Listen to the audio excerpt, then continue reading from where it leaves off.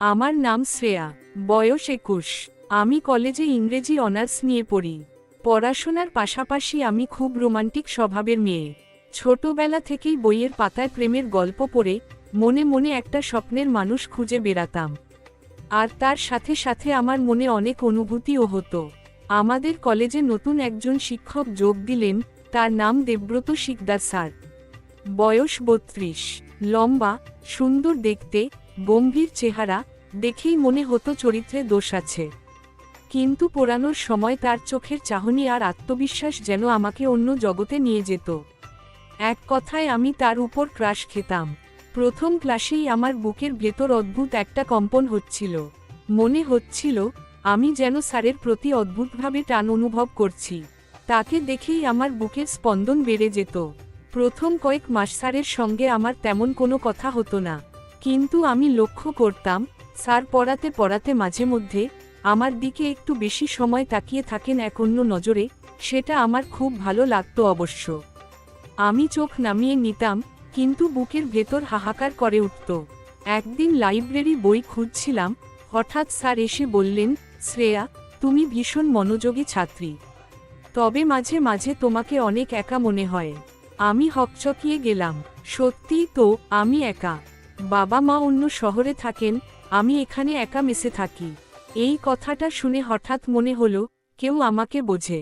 সেদিন থেকেই স্যারের সঙ্গে আমার কথাবার্তা বাড়তে লাগলো। আগে শুধু পড়াশোনার ব্যাপারে কথা হতো, পরে ধীরে ধীরে তা ব্যক্তিগত হয়ে উঠল। স্যার রাতের বেলা মেসেজ করতেন, খেয়েছো? একা ঘুমাতে ভয় হয় না?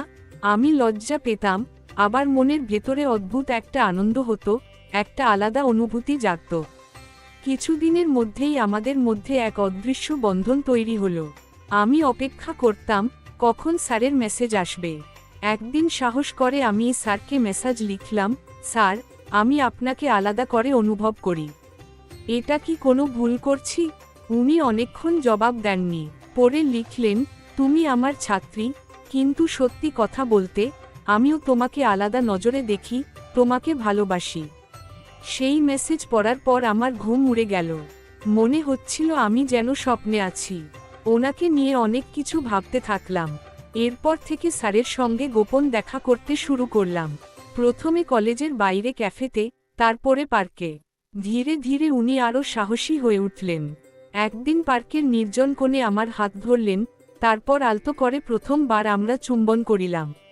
আমার সারা শরীর কেঁপে উঠল, কিন্তু আমি বাধা দিলাম না। মনে হচ্ছিল এটাই তো আমি চাইছিলাম এতদিন, আমিও ওনার সাথে চুম্বনের মজা নিচ্ছিলাম। কিছুদিন পর স্যার আমাকে নিজের ফ্ল্যাটে ডাকলেন। অজুহাত দিলেন পড়াশোনার। আমি ভয় পেয়েও চলে গেলাম। সেখানে স্যার আমাকে জড়িয়ে ধরে বললেন, শ্রেয়া, আমি তোমাকে খুব চাই। তুমি চাইলে আজ থেকে আমরা এক হয়ে যাই। আমি অনেকক্ষণ ভাবলাম, তারপর হঠাৎ মনে হলো এতদিন ধরে যে টান অনুভব করছি সেটাকে কেন দমিয়ে রাখব। সেদিন আমি নিজেকে সঁপে দিলাম।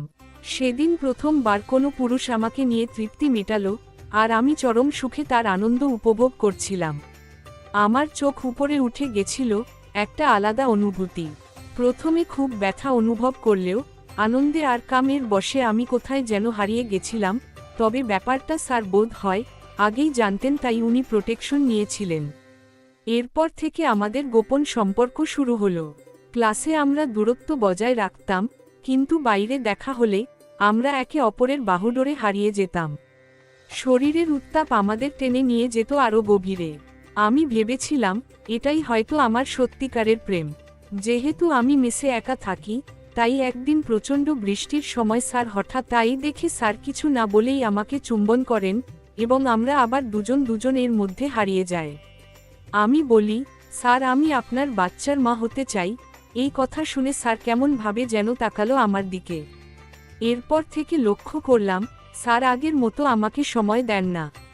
আগে প্রতিদিন ফোন করতেন, মেসেজ করতেন, এখন এড়িয়ে যান। আমি বিয়ের কথা তুললেই তিনি রেগে যান।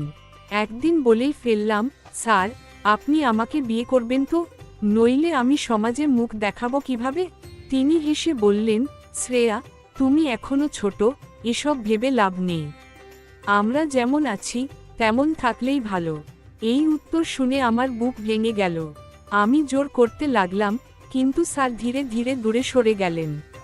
ফোন ধরা বন্ধ করে দিলেন, মেসেজের জবাবও দিলেন না। একদিন স্যারকে না জানিয়েই আমি তার বাড়ি চলে গেলাম।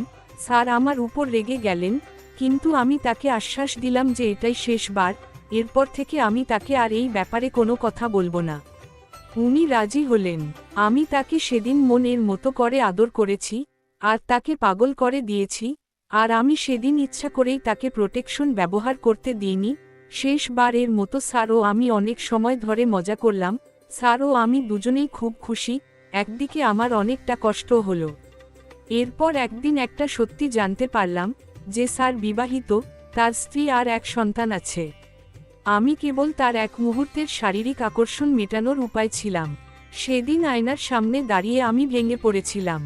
নিজের শরীরের ক্ষুধা মেটাতে গিয়ে আমি আমার সম্মান, ভবিষ্যৎ সবকিছুই হারিয়েছি। মনে মনে খুব রাগ হচ্ছিল। এরপর একদিন আমি সেই রাতের ফল পেলাম। আমি কনসিভ করেছি, 2 মাস হয়েছে। স্যারকে সব খুলে বললাম। তখন উনি আমাকে কিছু টাকা দিয়ে আবর্ষণ করতে বললেন। আমি রাজি হলাম না। আজ অনেক লড়াইয়ের পর আমি আজ সিঙ্গেল মাদার। আমার একটা ছোট্ট ছেলে হয়েছে, তবে আমি তাকে নিয়ে অনেক খুশি, আর সেই আমার পৃথিবী। শিক্ষক ছাত্রীর সম্পর্ক সবসময় পবিত্র হওয়া উচিত। আকর্ষণ বা প্রলোভনের কারণে সেই সীমা ভেঙে শেষমেশ কেবল অপরাধবোধ আর অপমানই জোটে। নিজের দুর্বলতার সুযোগ কাউকে দিতে নেই। আবর্ষণ মহাপাপ। সিঙ্গেল মাদার হয়েও আজ আমি সমাজে মাথা উঁচু করে বেঁচে আছি।